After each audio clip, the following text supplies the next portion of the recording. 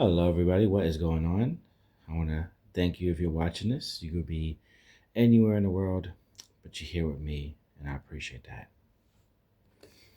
There's another one of my videos where I'm doing 5 films that I think are underrated, underappreciated, underseen. Just don't get the recognition they deserve. So we'll go into it, and I don't like to overtalk things. I don't like to make simplistic things overly complicated. So let's get right into it. The first movie is Ex Machina. Now, some people might say, well, that's not a horror movie. And I would slightly disagree. And when I say slightly, here's what I mean. I do believe that this is an eclectic film, and I do believe elements of horror are strongly in it. Now, is it strictly a horror film? No. But is it partially one? Yes. And I will debate anyone on that. It is about literally a android who turns on her maker, and the guy who's there, and the claustrophobia, the anxiety and the dread you feel during this film is palpable. Like, it is truly a film where you just feel like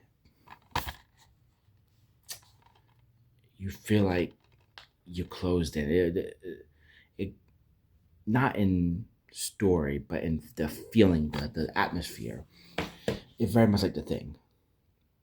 You just feel trapped, and you feel this sense of just something bad is going on, something wrong is going on, and there's no way out of it.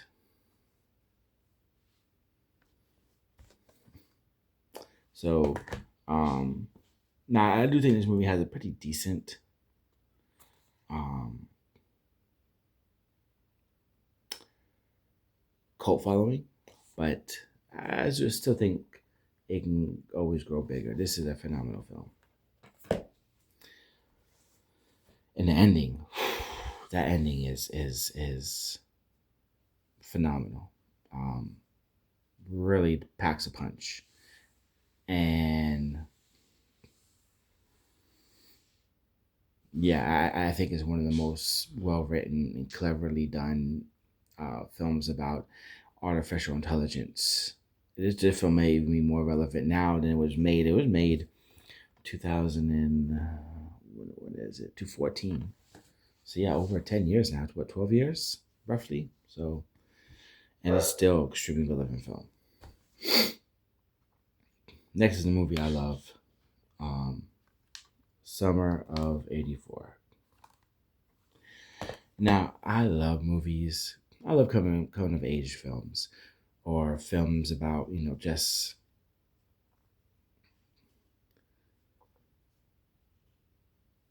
people trying to,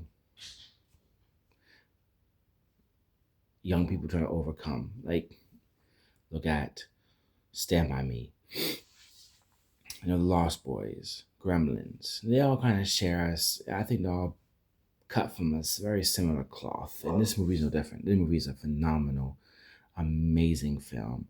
And essentially about these friends. And there's a serial killer going around, and um, friends kind of suspect this cop, who's like the neighbor or one of the kids' neighbors, of being a killer. And it's a very kind of like Disturbia with Shia LaBeouf, whatever his name is. um, Kind of those vibes as well, and they're very much a group of friends, young. I think they're like maybe like preteen, early teens, and overcoming something horrible, and it's quite the. It gets very brutal. There's one character death in there, and I won't reveal who. That really just, I mean, it was like getting punched in the stomach to see him die. And then, oh, the antagonist, he goes in the main boy,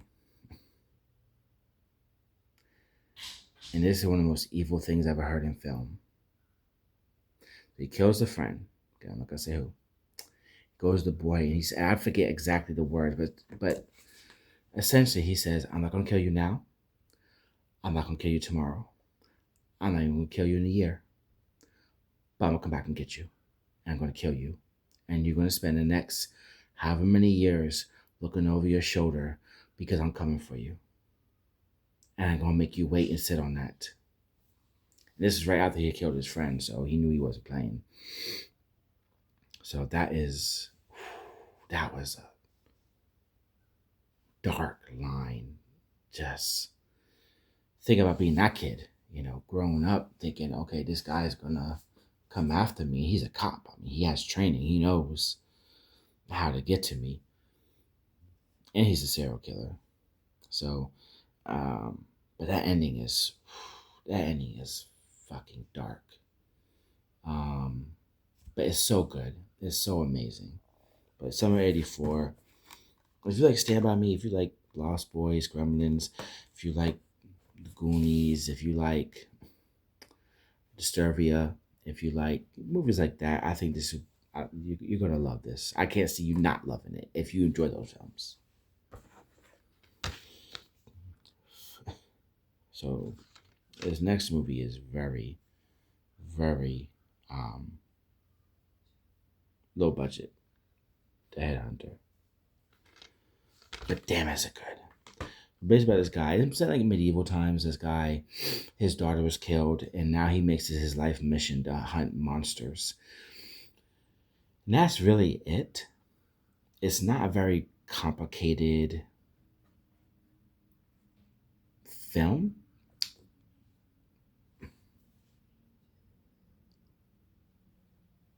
but this is something I once heard. Simplicity is the highest form of sophistication. Sometimes things that are most simple can be the most sophisticated and most amazing. Sometimes when you try too hard,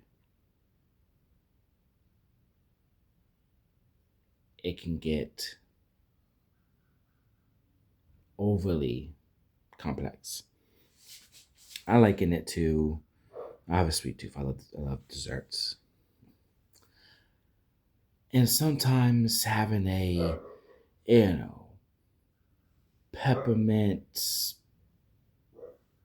truffle, extra rare vanilla bean from some secluded island, whipped cream made from the cream of a pregnant cow that lives in the mountains of Nepal, with extra rare uh, grasshopper legs. I don't know. That's sure. Why not? I'll try it once in a while. I'll try it once. But most of the time, to satisfy that sweet tooth, all I need is a well made, good old fashioned apple pie. Or some nice, spongy, moist, old fashioned chocolate cake. I don't need the complicated things. I don't need the overindulgence. I don't need things to be super complicated and super just over the top with all these rare ingredients. I just need something simple. And you know what? This is like a good old fashioned, well made apple pie. You had it 100 times, but you know what? When it's well made and it's has quality ingredients, you can never have it enough times. And this movie is exactly that. This is just a well made, low budget film with some phenomenal practical effects. And it doesn't try to be anything overly complicated. It doesn't try to put in all these different plot lines and make things more complicated because they feel like that makes the film better. They know that it's a simplistic plot and they play into it and they allow it to be what it is, and that's what makes it special. So if you like creature features, if you like medieval films, I'm a huge dark fantasy fan. I love dark fantasy. So this is something that, I mean, obviously way up my alley, but a phenomenal film, well worth seeing. Next, Willy's Wonderland. And look, um, this is a very obviously a Five Nights at Freddy's ripoff. Um, it's about, Nicolas Cage plays a guy. He needs a job, so they give him a job at this old Chuck E. Cheese esque type place, and animatronics come alive. A group of teenagers break in because apparently that's what teenagers do. To be dicks, they commit um, several felonies, including breaking and entering, trespassing, um, yeah, or not. And of course, they come alive. They just start killing everybody. But Nicolas Cage plays this, obviously, his character is the best part of this film. He's awesome. He's weird. He has these Nicolas Cage isms about him. He just plays the character so well, and it's so odd, but it works. It works because it's Nicolas Cage, of course it does. And I love that he's doing more horror. That and later in his career, after winning the Academy Award and been in blockbuster films and action films, he's deciding in the later part of his career to star in all these like low budget horror films where he just puts in 110% effort. And I love it. I love him. I love those films. This one, you have Mandy, which is another fantastic film. Um, God, Renfield, where he just played an awesome Dracula. What did I just see him in? I can't remember. Anyway, but yeah, Nicolas Cage is a god amongst men. He's amazing. I love his portrayals. And Long Legs, another great film. I know that's a lot of people are torn on that movie. I liked it, but I understand that's a controversial film. Um, and finally,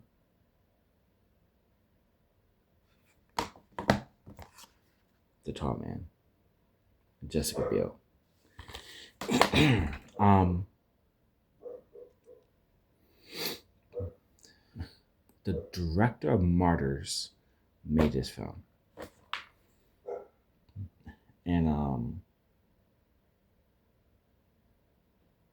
a bunch of kids that are kidnapped, go missing, and we don't really know at first what's happening. Are they being killed? Are they being kidnapped? Is something more sinister going on? What I love about this film is when I was in college, my favorite class was ethics. I love ethical dilemmas. I love, ethical questions and morality and what's right, what's not right, what can be seen as being okay, and what could be seen as being, not acceptable by society or not okay to do. All these different things are, a very big interest to me.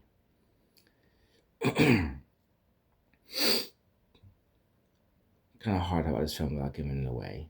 So spoilers alert. Spoiler alert. If you want to just know that the kids are being taken away, that's all you want to know, go see this movie. It's well worth your time.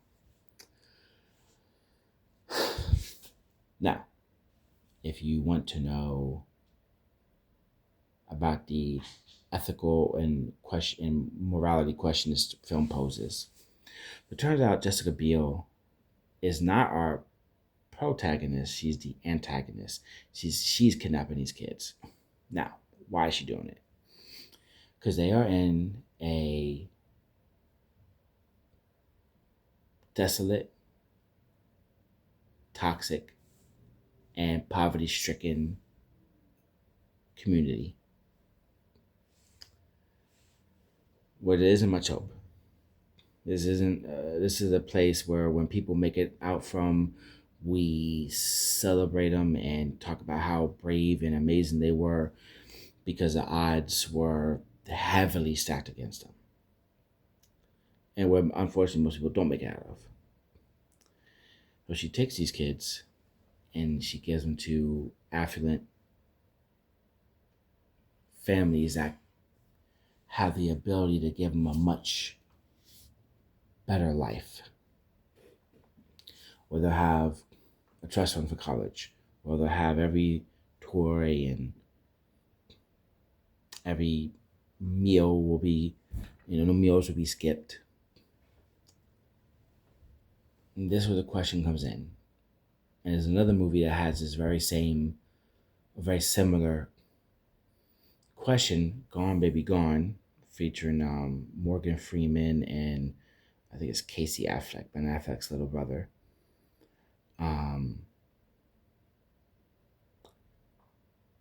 Is it okay to take a child, to kidnap a child, if your intentions are to give them a good, better, and successful life? And I love questions like that. I love those type of ethical questions. Is it all right? Is it if it's not, if that child does grow up having been abused, or they grow up and they drink or they do drugs or do anything that is a um, product of their environment, did you really help them, or did you just put them back into a very toxic and bad place?